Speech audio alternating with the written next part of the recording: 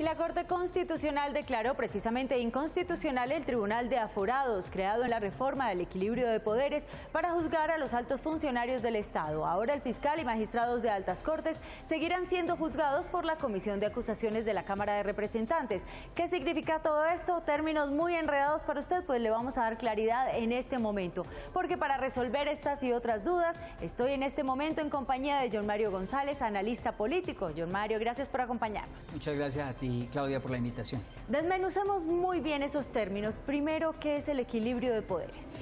El equilibrio de poderes fue un nombre que se le dio a una reforma constitucional o al Acto Legislativo 02 del 2015, aprobada el año pasado, en el cual se eliminó básicamente la reelección presidencial. Recordemos que la reelección con el presidente Uribe, en el entendido de muchos analistas, desequilibró el balance de poderes entre el Ejecutivo, Legislativo y Judicial en el país. Entonces, la eliminación de la reelección le dio ese nombre, como un reequilibrio o equilibrio de poderes. Pero la reforma constitucional en sí contenía otras reformas u otros puntos. Uno era el Tribunal de Aforados, otro era la creación del Consejo Judicial, que también lo declaró inconstitucional o inexequible la Corte Constitucional, y varias otras, digamos, reformas. Incluso en el trámite de la reforma tuvo un componente político importante que luego se cayó en el trámite. ¿Qué es y qué hace la Comisión de Acusaciones? Bueno, la Comisión de Acusaciones es la que se encarga de investigar y acusar a los altos funcionarios del Estado, incluidos los magistrados de las altas cortes y el fiscal general. Hasta ahora esa es la entidad que debe de investigar y acusar. Pero, digamos, como no ha tenido tránsito ningún juzgamiento a través de esa comisión, excepto el general Gustavo Rojas Pinilla, por allá en los años 60, incluso fue absuelto en el año como 70, el país está inquieto por eso. Entonces se reformó y se creó el Tribunal de Aforados en la reforma constitucional que se aprobó el año pasado. ¿Se lleva el punto Montealegre?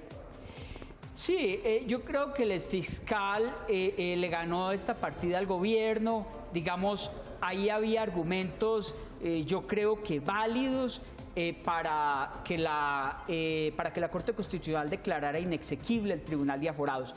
Pero en el fondo yo creo que es lamentable lo que sucedió, porque los argumentos no son del todo convincentes. Es decir, es bueno que los magistrados de las altas cortes y el fiscal tengan garantías de juzgamiento, porque muchas acusaciones pueden ser temerarias, sin fundamento, pero llevar eso hasta el punto del entorpecimiento, de que no puedan prácticamente ser acusados y menos juzgados, yo creo que el país necesita algo distinto. Es decir, echamos un reversazo, pero ¿aprendimos?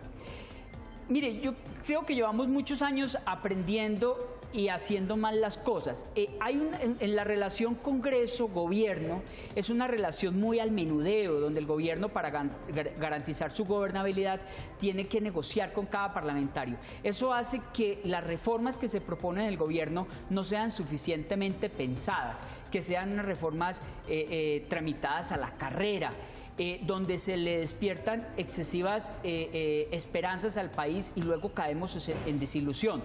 Y adicional, a las altas cortes también en ocasiones se le trasladan demasiadas responsabilidades, diría yo. Entonces hay una cantidad de sentencias y de fallos que son muy inconvenientes para el país y podemos, si quisieras, puntualizar, pero digo que ese es el esquema. Sí, John Mario, estábamos escuchando hace pocos minutos a Horacio Serpa y él decía el camino que debe seguir es la constituyente. Expliquémosle bien a los colombianos qué significaría esto. Mira, la constituyente sería elegir por voto popular unos designados a una comisión que redactarían una nueva Constitución, y recordémosle al televidente que la Constitución es la norma de normas, digamos lo que rige toda la sociedad colombiana. La tenemos desde el 91, Exacto. Pues la actualización, ¿es válida en este momento, según usted?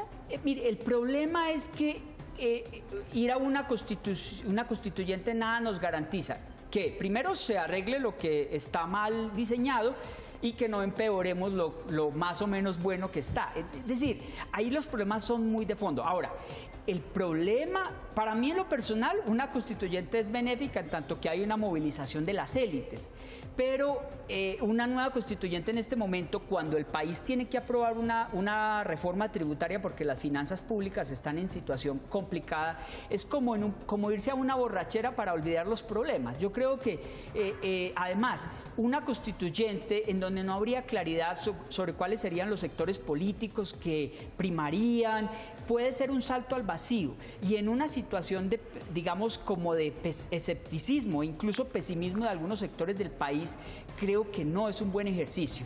Yo creo que además un país rigiéndose con convocatorias a la constituyente permanentes es muy lesivo, muy dañino, y la gente de pronto se le olvida que el país necesita estabilidad para mirar a futuro. Entonces yo creo que es inconveniente una constituyente.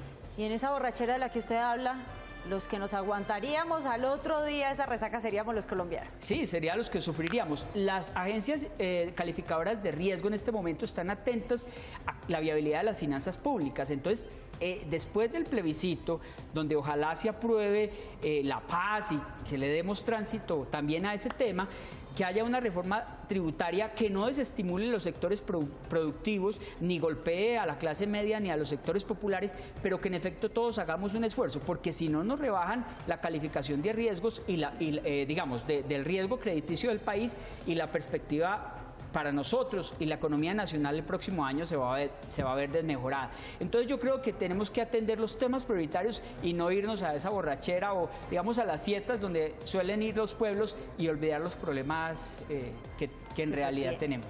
Pues John Jairo, muchas gracias por habernos acompañado esta mañana. A ti por la invitación, Muchas gracias.